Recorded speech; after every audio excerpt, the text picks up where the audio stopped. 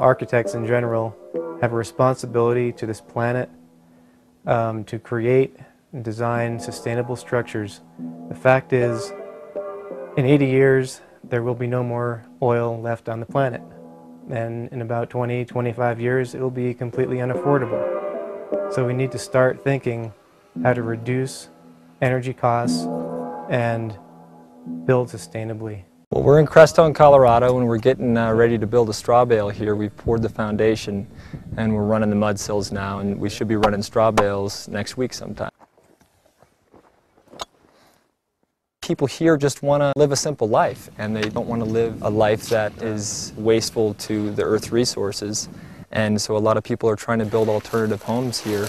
It's kind of a mecca for that. I would say maybe a third to a quarter of the houses are built out of sustainable materials with sustainable design and architecture, passive solar, straw bale, minimizing the wood use, using local materials, local woods if possible.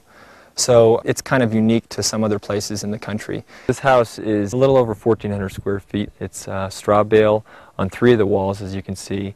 And the south wall is all framed because we have lots of windows on that side. This house is going to be totally off the grid, completely solar. We're also going to have solar hot water to heat the floors. It's going to have radiant floor heating, and it will also have the solar to heat the domestic hot water, the showers and the sinks and the hot water inside the house. So with a propane backup if it's a cloudy day.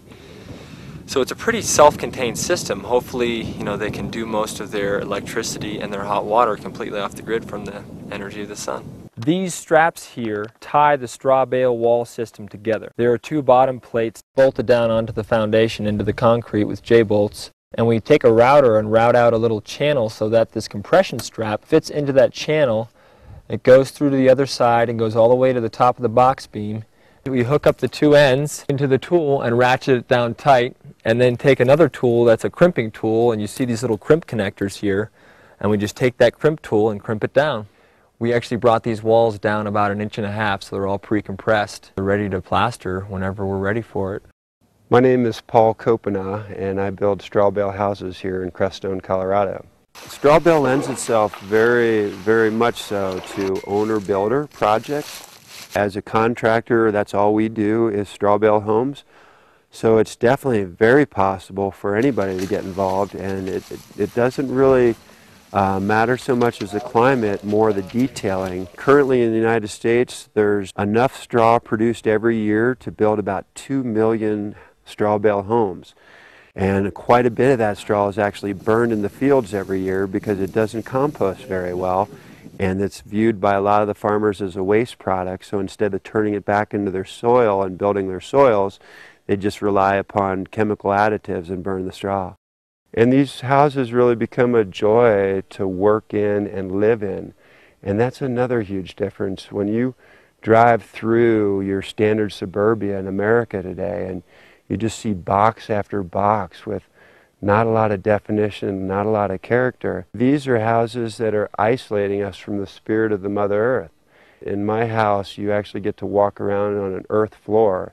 My house is 2 years old now, and I'm averaging about $20 a month for both heating and electric combined. This is about 1,200 square foot exterior footprint. Energy usage for households in the United States has doubled. Last August, we had a huge grid breakdown, and we're looking to put in high power transmission lines and nuclear power plants to try and make up for the difference. You can see a real strong passive solar aspect to the house with all the south glass. Probably about 60% of my heating needs is from just passive solar gain. And we're trying to design and build homes that are environmentally sensitive and have the earth in mind, and use very little energy outside of the stuff that we can get naturally. I think it's the numbers of people who have been willing to use straw bale for their homes. It's been proven to be a very viable material that's fireproof, it's very insulative, aesthetic, and a natural material that's not going to off-gas anything. This is my straw bale storage shed, and Right now it's probably 70 degrees in there on this beautiful mid-November day. We just plastered the surface on this in September, and this is an earthen plaster with clay and sand, manure. We use both horse and cow, and then straw fibers and some wheat paste as a bonder. So we used all straw bale walls on the exterior and earthen plasters inside and out. And this is probably the warmest building that I have on the property. My straw bale shop, you can see what our patio door replacement glass units set direct, and there's 4 of them on there, and it gives us incredible solar gain in the wintertime. The higher sun angle in the summer doesn't affect the temperature in there at all. As a matter of fact, in the summer it's nice and cool in there with all the mass and the concrete floor and adobe and earthen plaster walls inside. But in the wintertime, we probably get up to about 75 degrees every day without any backup heat source. Nice curtsy.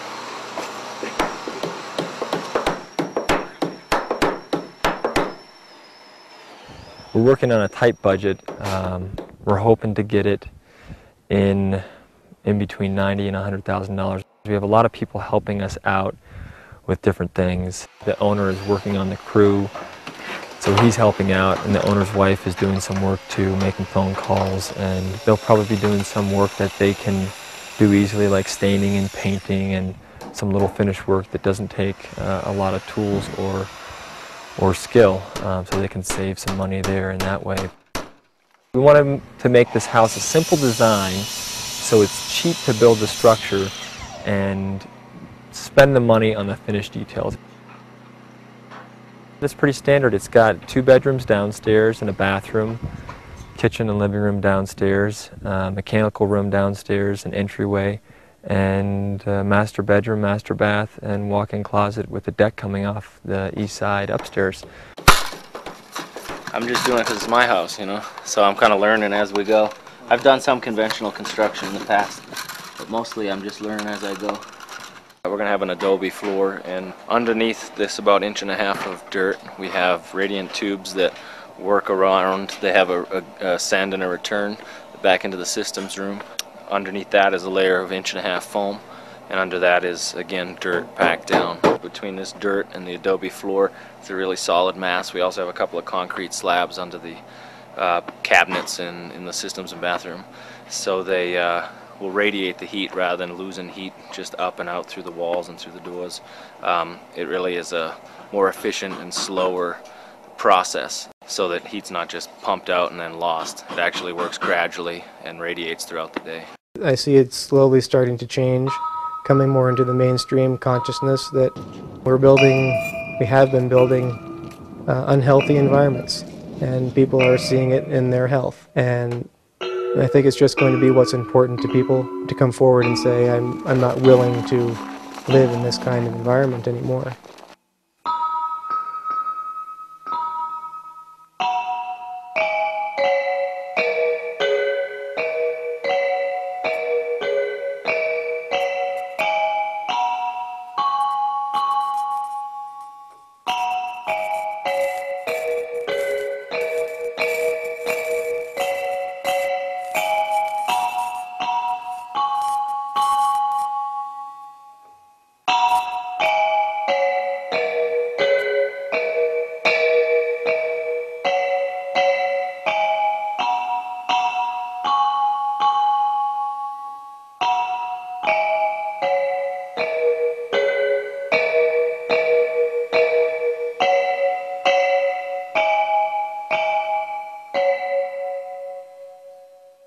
I'm Vonda Jones from Crestone, and we love our straw bale house.